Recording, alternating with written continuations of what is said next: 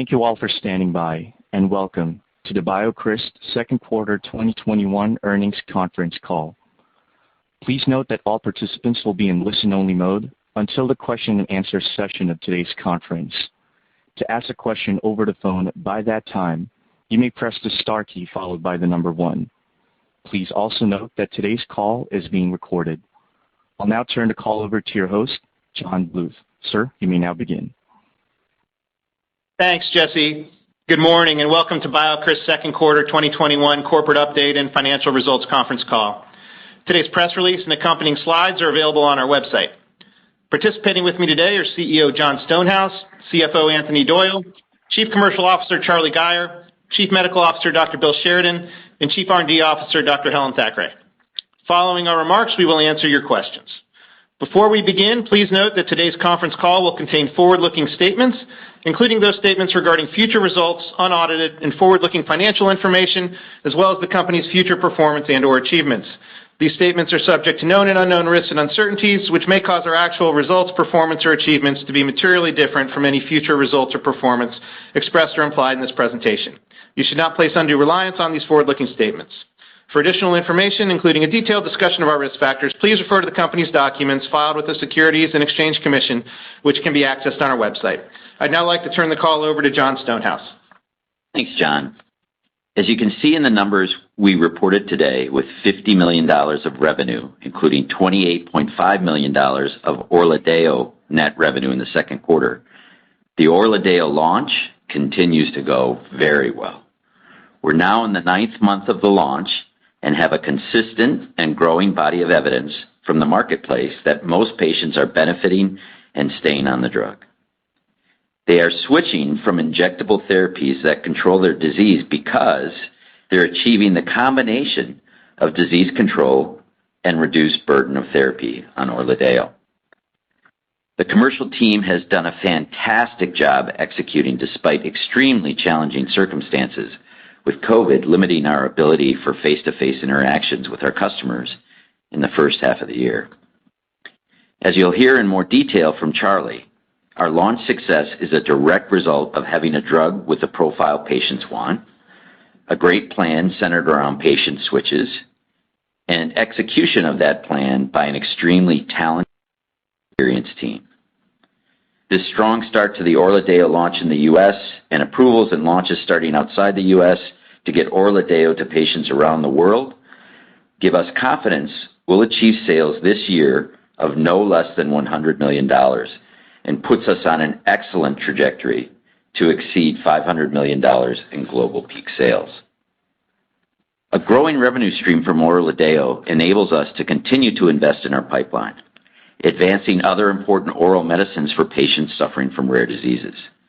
The best example of this is the BCX9930 program, where in the first half of the year we moved directly from phase 1 into pivotal trials in PNH, which will begin enrolling later this year. Like HAE, patients with PNH tell us they want an effective therapy with a low burden of treatment. They tell us that the treatment burden with current therapies can be hours in an infusion center. We believe 9930 has the potential to offer a significant benefit to these patients, and we are thrilled that we are entering pivotal trials in this disease. Bill will share an update and our phase 3 plans with you shortly.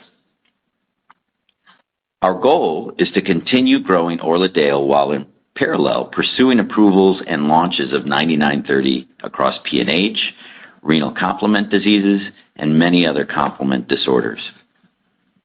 BioCryst has discovered and developed what is shaping up to be a very attractive pipeline of oral medicines for patients suffering from rare diseases, and we're now demonstrating our commercial rare disease capabilities as well.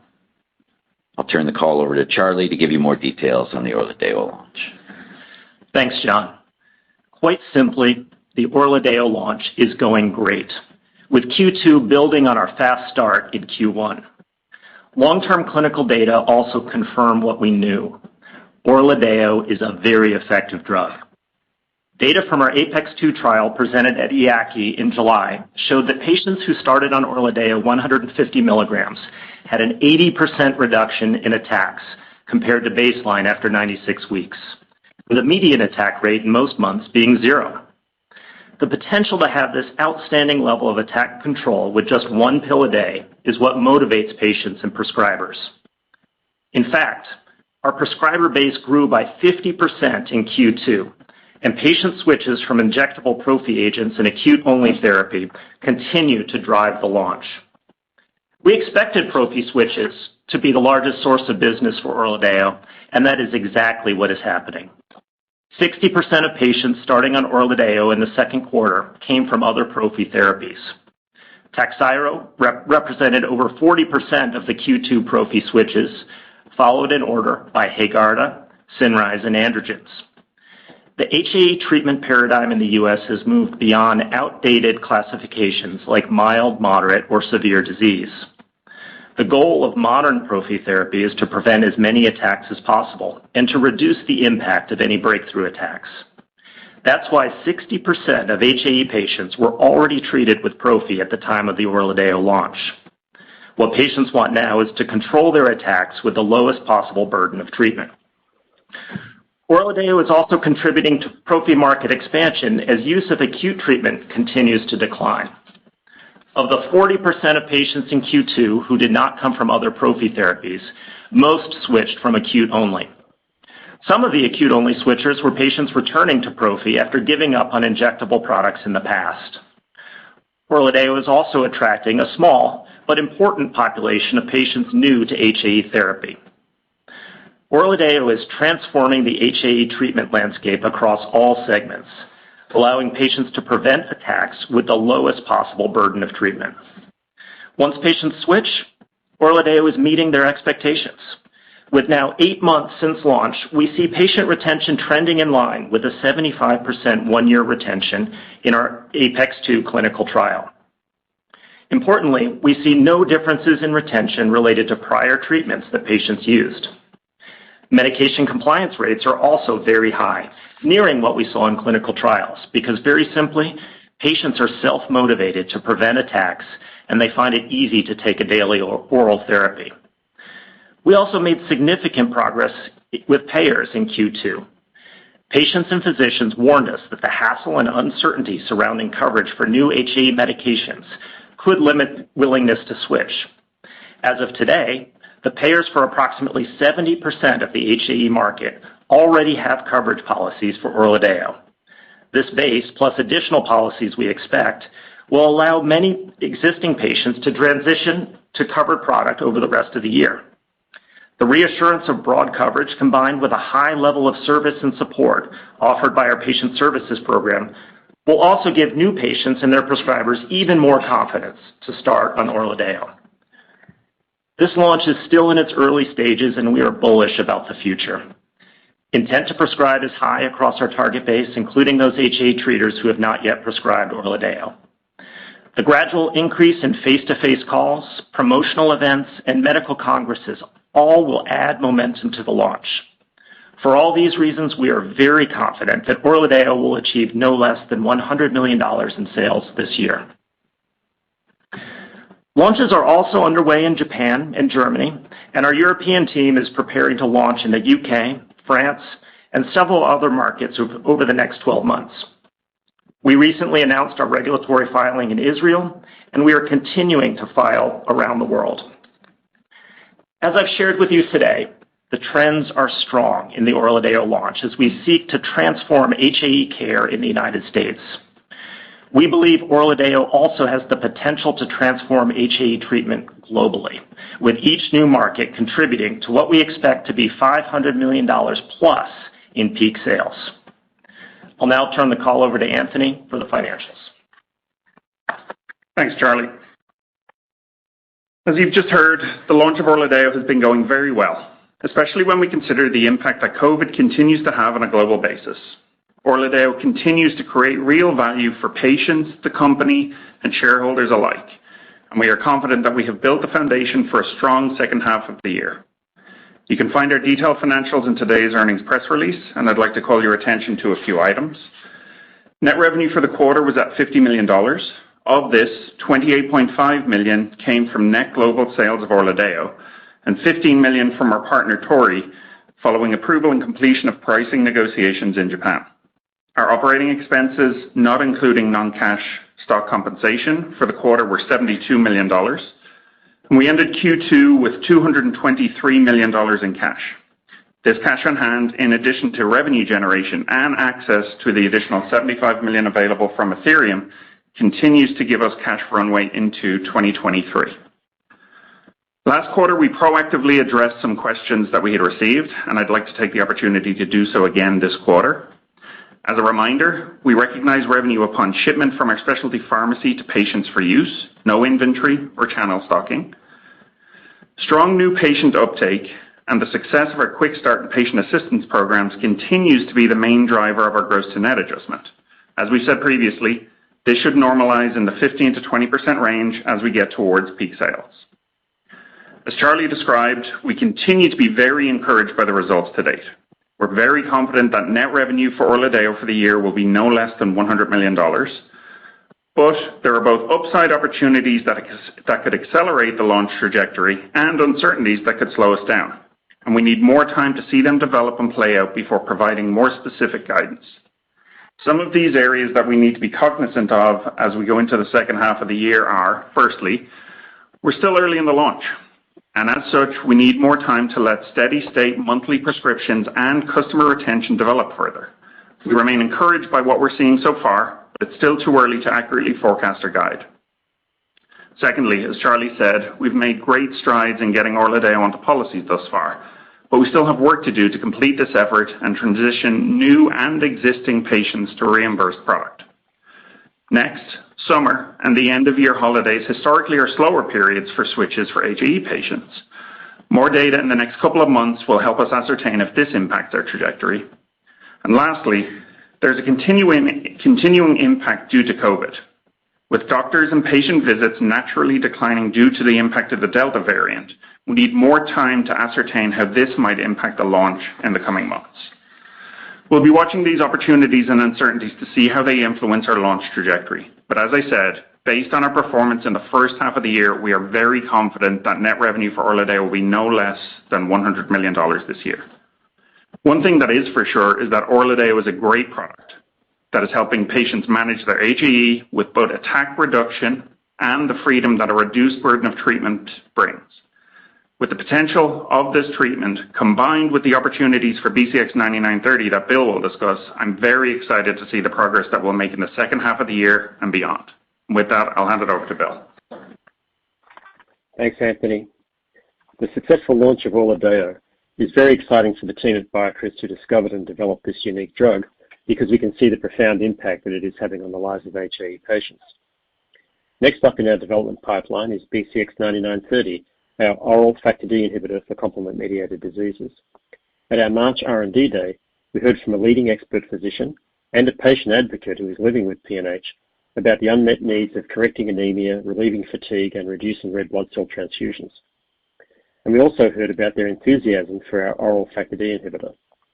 BCX9930 has a great opportunity to substantially improve PNH disease control compared to the currently available intravenously infused C5 inhibitors, because it can address both extravascular and intravascular hemolysis. These clinical advantages come on top of the expected dramatic reduction in burden of therapy. Based on the results of our dose-finding proof-of-concept study, we met with regulators, reached agreement on study designs, and have accelerated development of BCX9930 from phase 1 directly into pivotal trials.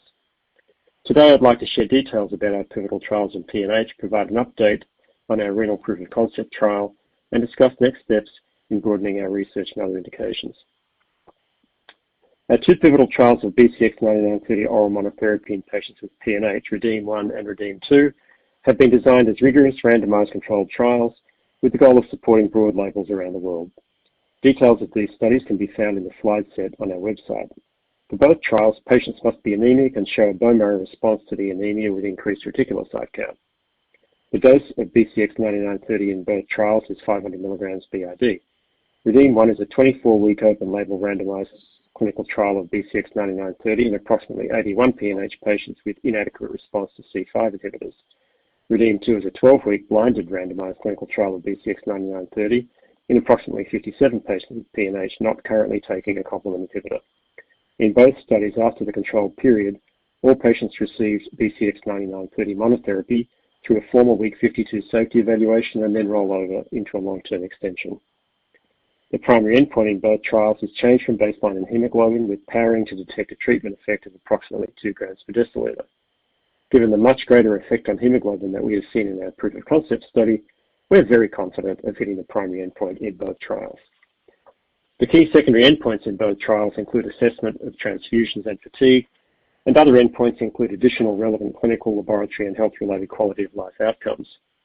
Importantly, the blinding in REDEEM-2 allows us a unique opportunity to rigorously understand the impact of BCX9930 on fatigue scores and other health-related quality of life outcomes.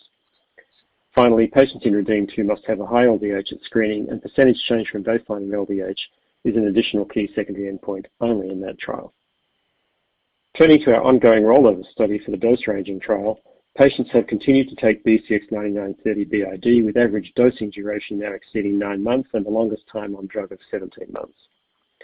The 9 patients who are naive to C5 inhibitors have all continued to benefit from BCX9930 monotherapy, with maintenance of hemoglobin responses, no red blood cell transfusions, maintenance of improvement in biomarkers of hemolysis, and PNH red blood cell clone size. All 9 of these patients have continued on therapy. Turning now to the 6 C5 inhibitor inadequate response patients in our trial, 5 had high levels of C3 opsonization on PNH red blood cells at baseline.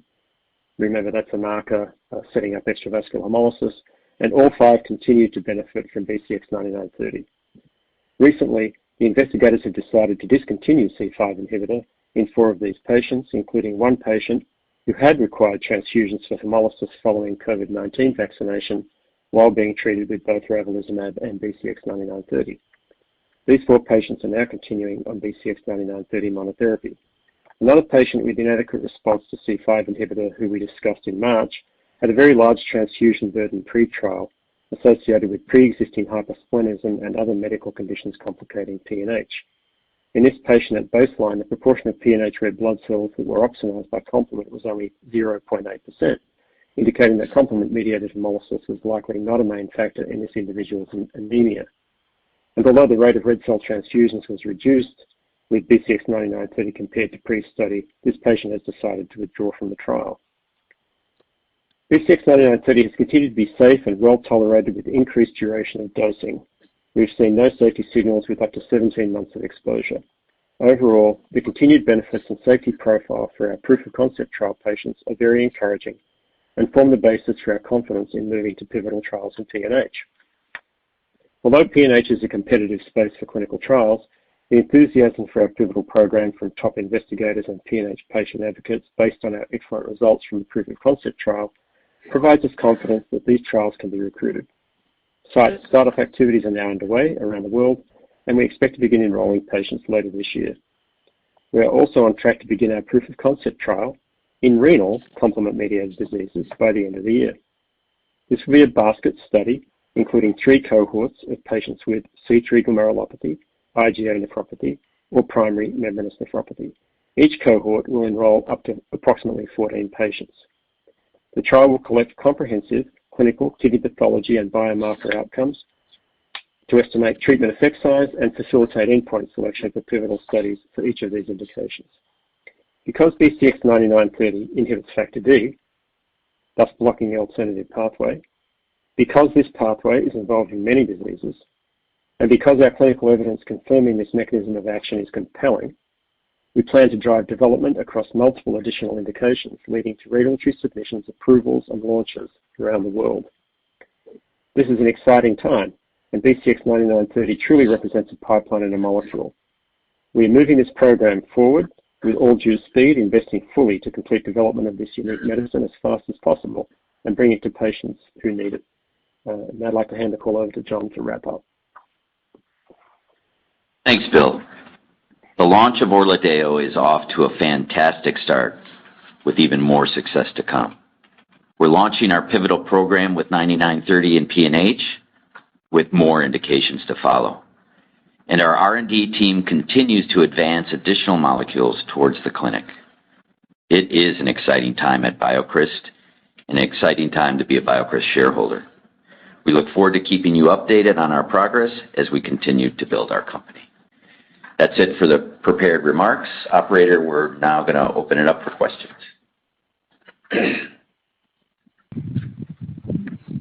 Thank you, speakers. Participants will now begin the question and answer session. To ask a question over the phone, you may press the star key followed by the number 1 on your telephone keypads. To withdraw your request, you may press the pound key. Again, that's star 1 to ask a question or the pound key to withdraw your request.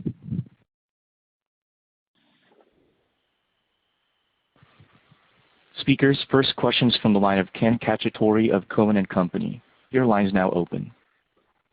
Congratulations, team, on the success of the rollout. It's just fantastic to see. Just wondering if you could give us some commentary around the pacing of patient starts through the quarter so we can try to get an understanding of where we were exiting. And just to confirm, I believe you said roughly 70% of patients were paid drug at this point. I just want to make sure we can confirm that. And understandably good nuance about no less than $100 million through the balance of the year, and all good reasons. I guess I was just wondering about this initial start, and as we think about pacing of patients in terms of how they see the clinician through the balance of the year. So are there normally on average 2 patient visits or 1 patient visit?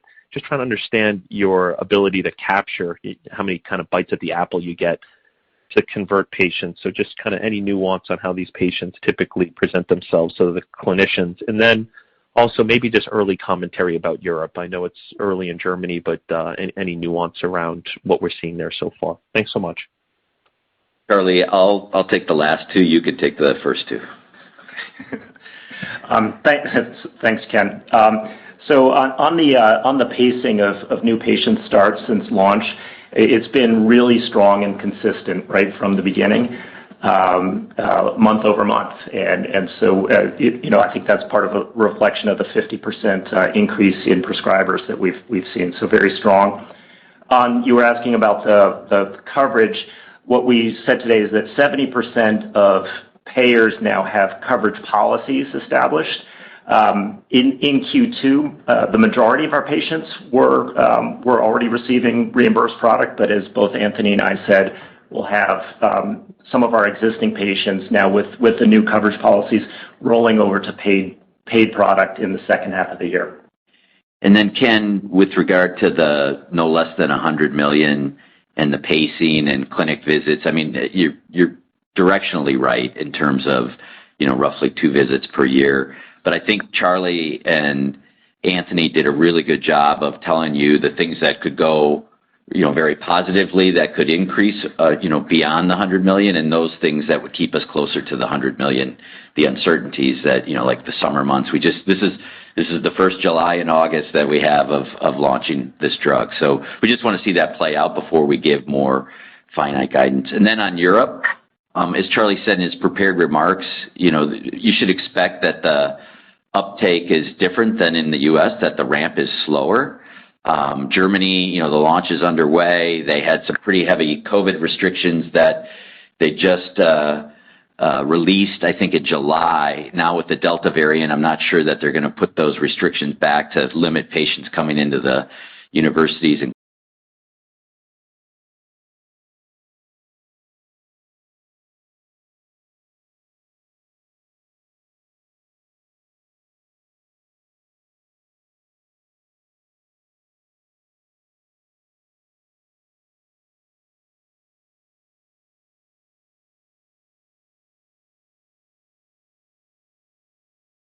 each has changed this quarter versus last quarter, and I have a quick follow-up. Thanks. Hey, Charlie, I'll take the first one. You take the second. So Brian, with regard to prophy in the on-demand market, it's shrinking every day, and it's not just us that are shrinking it. Takeda, CSL with their prophylactic therapy. So honestly, we said 80-20 ultimately when it settles out. It could be 90-10. Just given how, patients really, I think they always wanted prophylactic therapy. They want to prevent attacks. And now that there's an oral option, we're just seeing a lot of enthusiasm.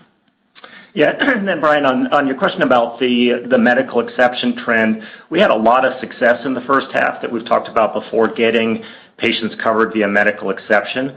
What's great now with 70% of the market having access to ORLADEYO coverage is that, as I said in my remarks, that gives patients and prescribers a lot of confidence coming in.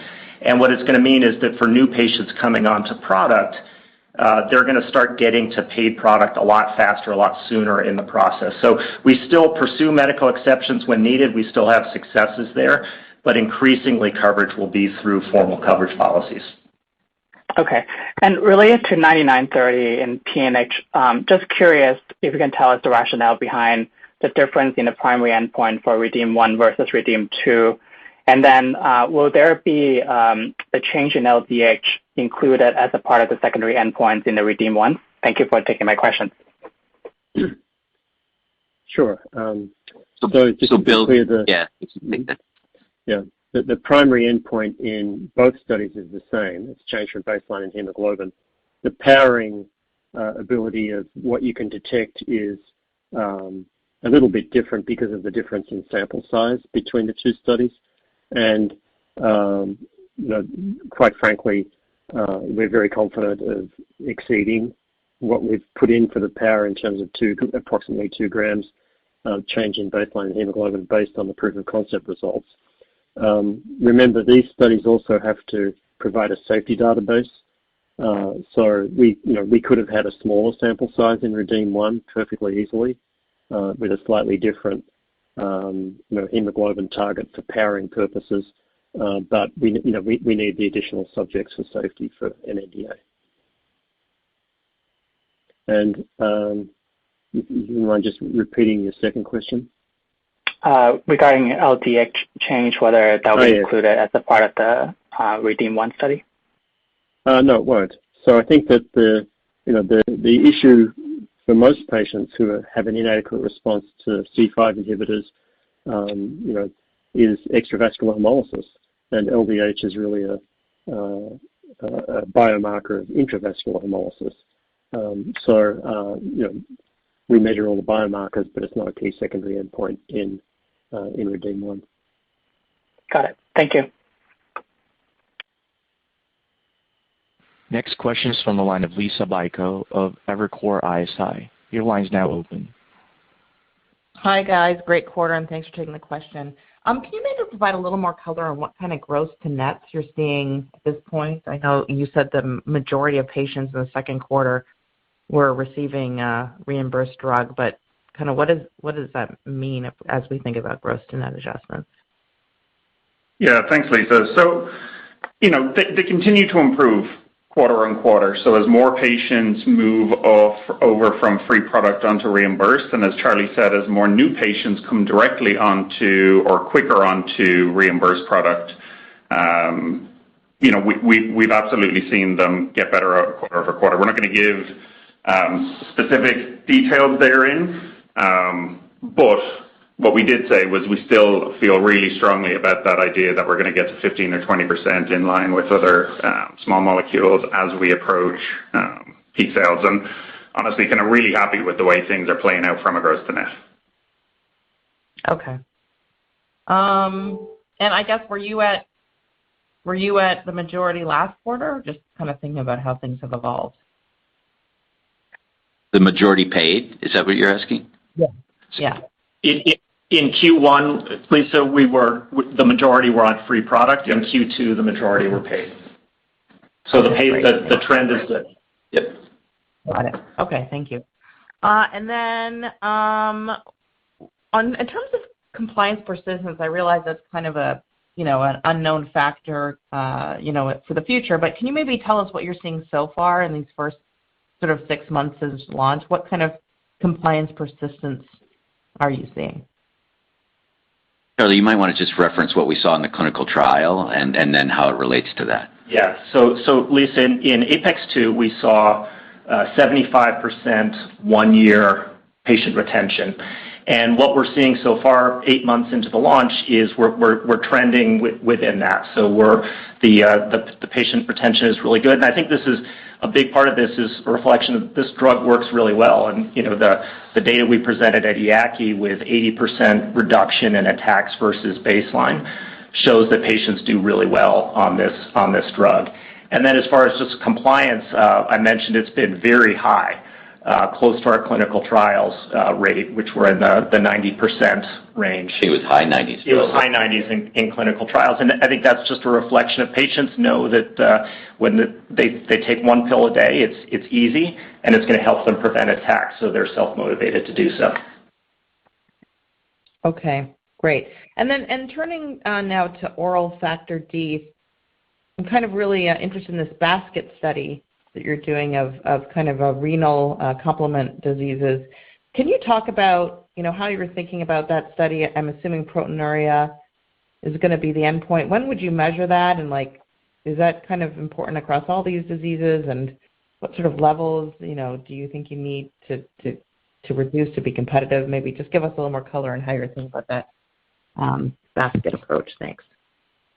Yeah. Hey, Bill, maybe focus on the quality of, selecting patients that really truly have the disease, what we're doing to make sure that we have that, and then, clarity around the endpoints. Right. So we've, I think in previous calls, we've mentioned that we've had fantastic discussions with external nephrology experts in a series of meetings to help us think about all of these questions. And what's really critical is making sure that we have patients who have active disease in the first place and not burnt out disease. So that's why there's, as I mentioned on the call, we'll be doing kidney pathology. So there'll be a baseline and a follow-up biopsy to assess that. That's very important. And we'll be doing, very well standardized and comprehensive assessments of the kidney pathology and the role of the complement system in each of these diseases. That's number one. In a proof of concept study like this, I don't like the idea of a single endpoint. I like to measure everything, right? So we're measuring everything. We're measuring a whole suite of biomarkers. You're absolutely correct that proteinuria is a very attractive endpoint, and by the way, in the FDA's initiative with industry and academia around this whole topic of endpoints in kidney diseases, the combination of reduction in proteinuria and stabilization of the glomerular filtration rate is the direction that the field has headed, quite independently of C3 glomerulopathy or complement-mediated diseases. So that'll be a discussion with regulators after we've got the proof of concept results in terms of choice of primary endpoint for a phase, for a pivotal study. And each disease is separate, but I think that the existing evidence out there on the effect of complement inhibitors, for example, in C3 glomerulopathy, makes it pretty clear that you can see benefits pretty quickly in people with active disease. Yeah, Lisa, the other thing I'd point out is, we've gone from a study where we were, phase 1 looking at PNH patients to, in the second half of the year, we're going to be in pivotal studies in PNH patients and then 3 more indications in renal disease. So 4 indications we're going to be pursuing by the end of the year, which is very, very exciting for us. Okay, great. Thank you. Thank you. Next question is from the line of Jessica Fye of J.P. Morgan. Your line's now open. Good morning. Congrats on the quarter. First, not sure if I missed it, but the $28.5 million of ORLADEYO sales, can you just break out what, if any, contribution came from Europe, or basically anything, ex-US, ex-Japan in that number? And then is there any way we should think about how much of a tailwind you might see in the back half from gross to nets due to improving coverage and less free drug? Yeah, thanks, Jess. When the best way to think about the 28.5 is the vast majority, almost all of it came from the U.S. John said Europe had just kicked off. Germany kicked off in June, Japan in Q2. So I think they'll be more valuable in terms of revenue generation in 2022. Sorry, for Q2 and then for this year, the majority of the revenue is going to come from the U.S.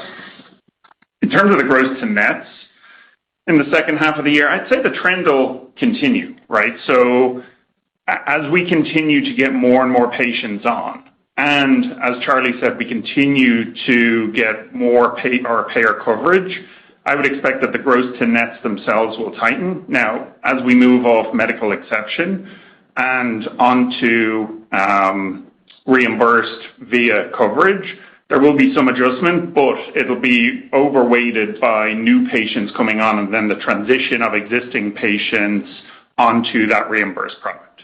So my expectation is that through the rest of the year, the gross to net will continue to lower. Okay, great. And I think you mentioned that patient retention is 75%, like similar to the trial.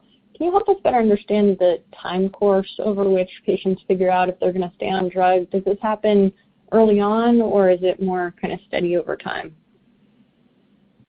What we said is we're trending toward that 75% for 1 year. So typically, patients make that decision in the first few months. That's what we saw in clinical trials, and that's what we're seeing in the real world. And the other thing I'd say, Jess, is this EACI data that we have, where you see patients doing better over time. One of the things that we're really encouraging is that patients really give it a fair shot to get the full benefit, right? So, as Charlie said, it was a 80% reduction from baseline over 96 weeks, which is incredibly, effective, and so patients need to give time to get to that point. Great, thank you. Next question is from the line of Serge Belanger of Needham & Company. Your line is now open. Hi, good morning, and thanks for taking my questions. Congrats on the progress. First question on ORLADEYO. I know you haven't disclosed the number of patients on drug, but can you give us an idea of how many new patients started ORLADEYO therapy in the second quarter?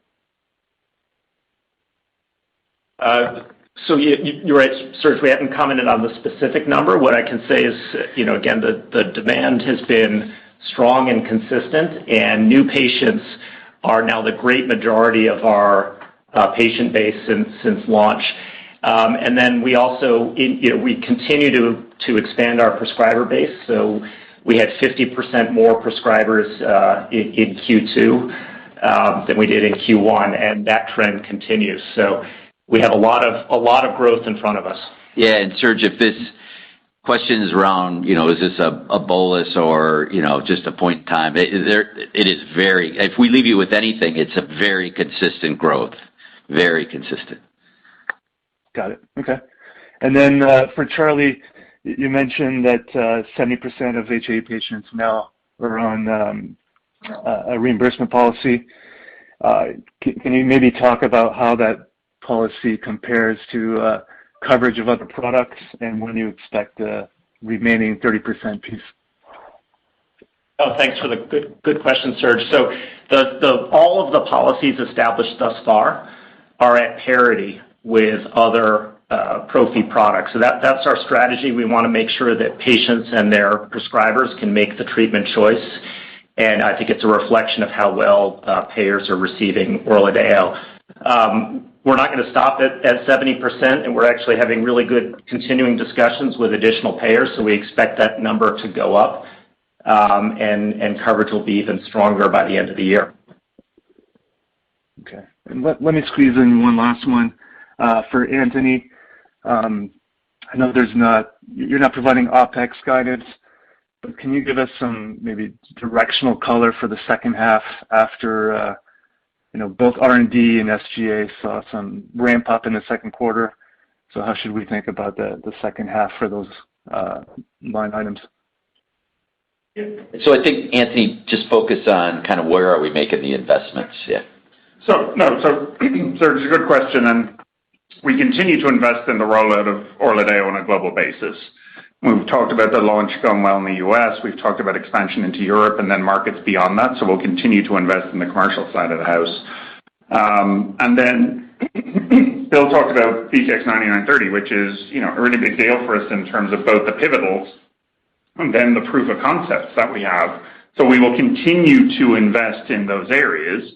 And so if I look at where we are at the moment, can you take that as a run rate and then expect additional investment? Yeah, I mean, there's value to be unlocked and created in those areas, and we will continue to invest as long as it makes sense for it to create that value.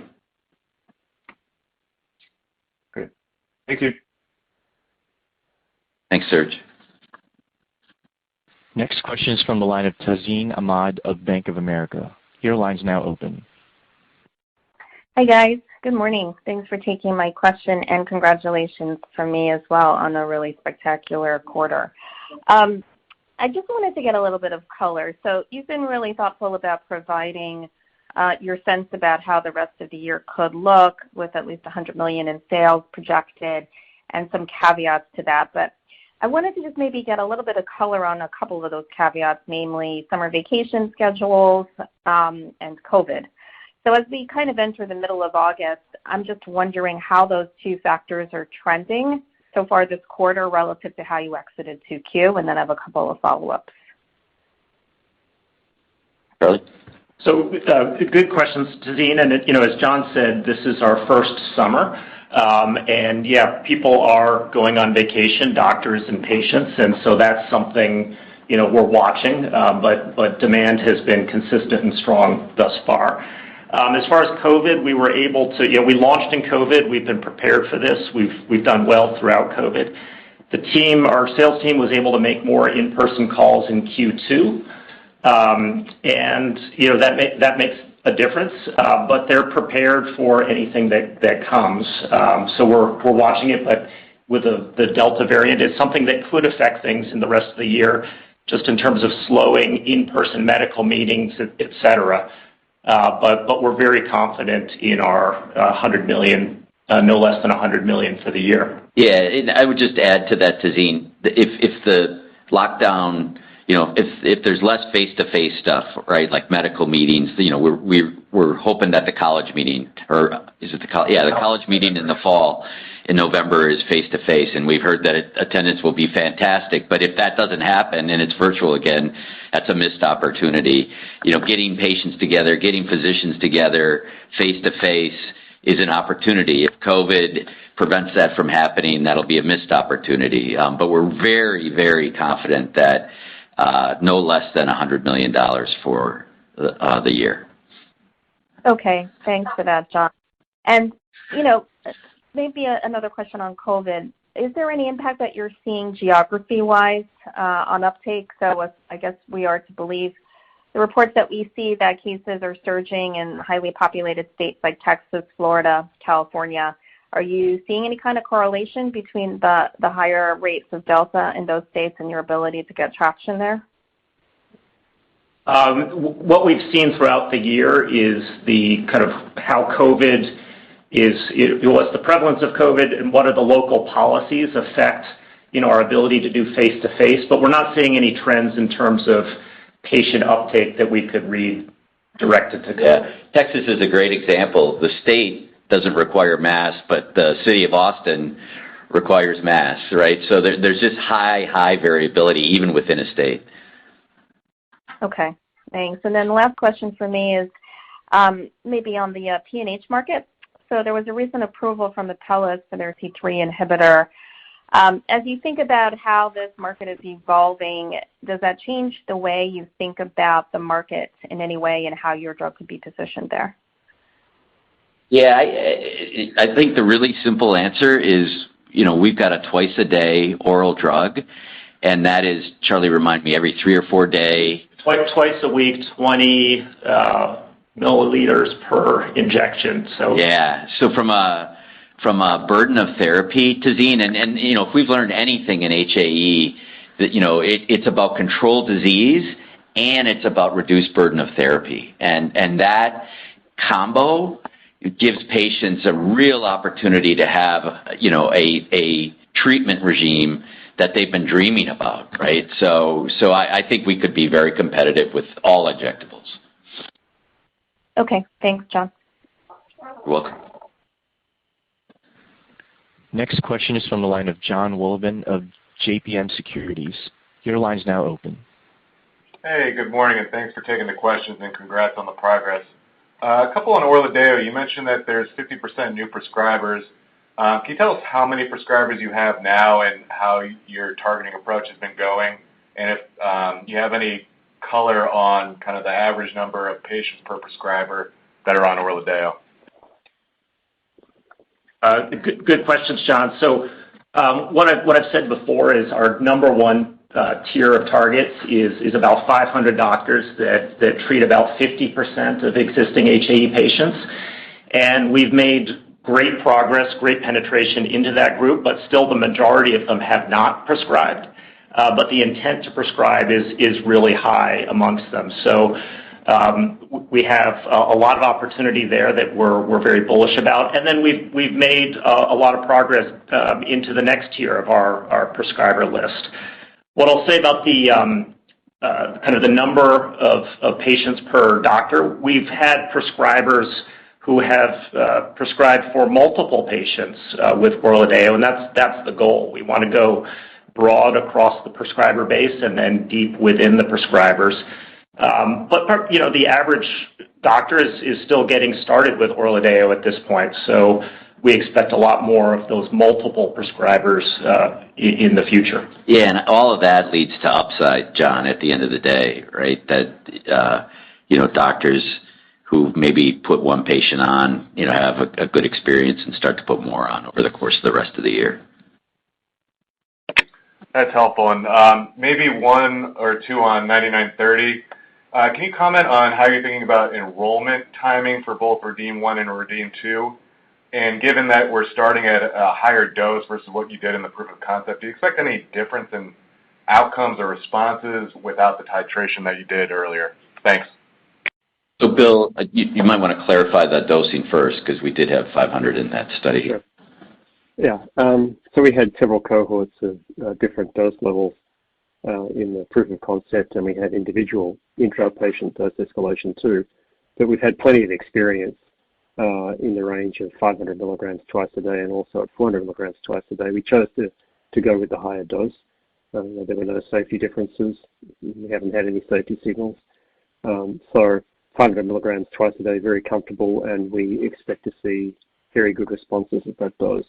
With regard to the enrollment, until we've really started enrolling, it's sort of hard to predict in rare diseases how you're going to go. And we learned that in the HAE programs that we did. So how do we cope with uncertainty about that? What we do is select terrific sites all around the world and cast a broad net, and that's the way we approach it. So as I mentioned in my remarks, we've had fantastic interactions with leading hematologists and with patient advocates about the data that we shared in March. They're very enthusiastic about testing this drug for all of the reasons that I mentioned to improve patient care.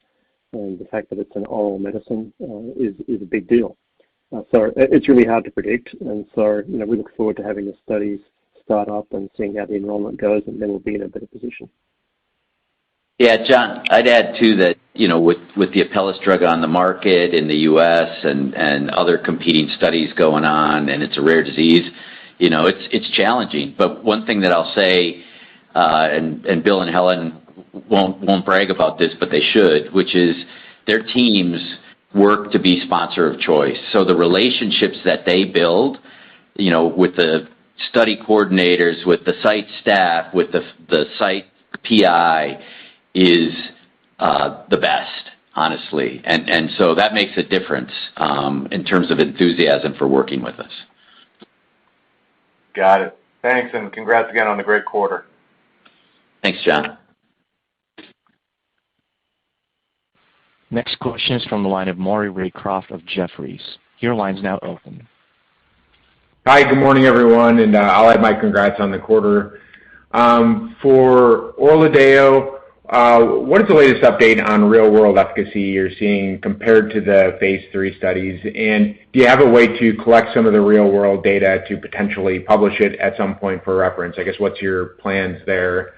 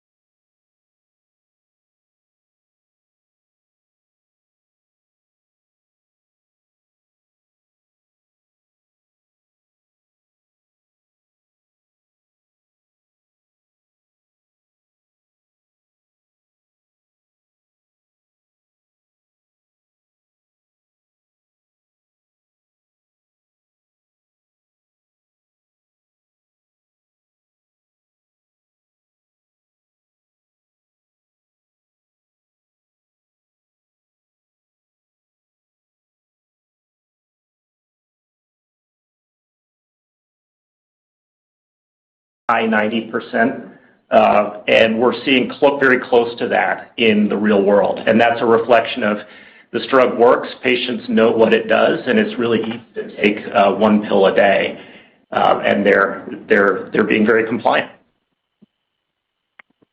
Got it. That's helpful. And then for the PNH study, just wondering if you can provide any more specifics into when the 4 patients on 9930 discontinued C5, and any more perspective into the 1 patient that remains on C5 combo. Bill, you want to take that? Sure. I think that, as we've mentioned in previous calls, the decision to move to discontinue the C5 inhibitor in each individual patient is made by the site investigator. And, if you look at the existing evidence from the factor B inhibitor program from another sponsor, it took many, many months. And they reported data out to a year, and still 3 of the 10 patients hadn't been switched to monotherapy by that time. So, we're not in any hurry here. We don't need the data for any particular reason right now. We're moving ahead with our pivotal studies. It was, as I mentioned in my remarks, the discontinuations of the C5 inhibitor in the 4 patients that where their investigators have made that decision already was recent. So, in PNH, you'd like to see the data mature over time. So it was very recent. The other part of your question was about the individual who hasn't switched yet. Just like in the other study, it's just a matter of time, for the investigator to make the decision, I think. Got it. Okay, that's very helpful. Thanks for taking my questions. Thanks, Mark. Next question is from the line of Brian Abrahams of RBC Capital Markets. Your line's now open. Hi, this is Steve on for Brian. Thanks for taking our question, and congrats again on the quarter. So looking through this week's FDA adverse event report, it looks like there are a few GI events for ORLADEYO that were reported. And can you comment on any feedback you've received from physicians on any reports of dose reduction due to GI issues? Thanks. Yeah, I'll take that one, Steve, and maybe Bill, if you need to add any color to it. I mean, that's a known adverse event that's in our package, circular, and we've seen it in the clinical trials. It's mild. It typically goes away fairly quickly, and we've had 75% retention. I think in the clinical study, I'm not even sure if we had a dropout, maybe 1 due to GI adverse events.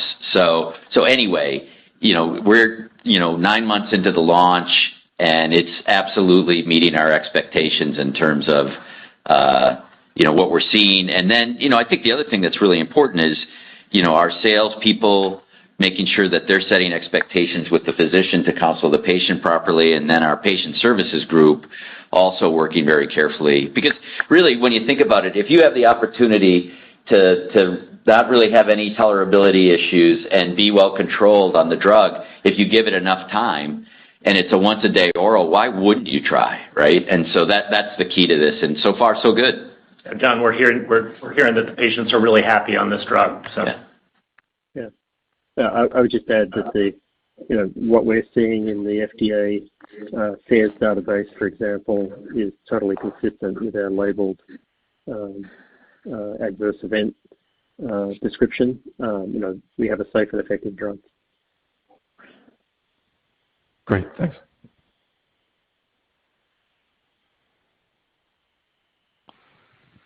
Last question is from the line of Chris Raymond of Piper Sandler. Your line is now open. Good morning. This is Nicole Gabreski on for Chris. Congrats on the quarter, and thanks for squeezing us in. So I guess just two quick ones on ORLADEYO. Kind of just going back to patient retention. I know you just commented on the AEs, but I guess just with more time on the market, I guess what's been the most common driver of discontinuation so far? Has it been response or tolerability related issues or access or potentially something else? And then just the second one, can you just remind us how active the HAE patient community is?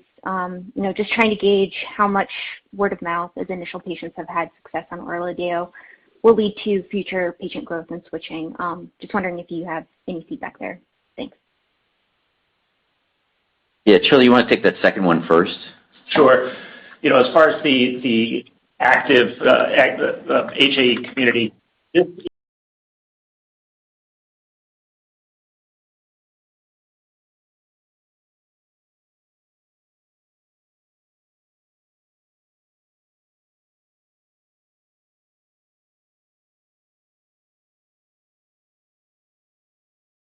is really going to start to become very strong as patients talk to each other and as more and more patients have a good experience with ORLADEYO. Yeah, and on the discontinuations, let me just stress first that, as Charlie has said, at least 3 times today, we're within the range of what we saw in the clinical trial, so 75% or greater are staying on our drug, so the discontinuation rate is pretty low. And the mix is all over the board, right? That, it can be adverse events. No drug works in everybody, so it could be lack of efficacy in some, but it's a mix. It's a really broad mix. Okay, thanks. That's very helpful. Thank you, participants. I'll now turn the call over to Jon Stonehouse for final remarks. Great. Let me wrap up the call with a huge thank you to all of our employees. I mean, the commitment that they've shown to be able to discover, develop, and now bring to market innovative drugs for patients suffering from rare diseases is absolutely amazing to me.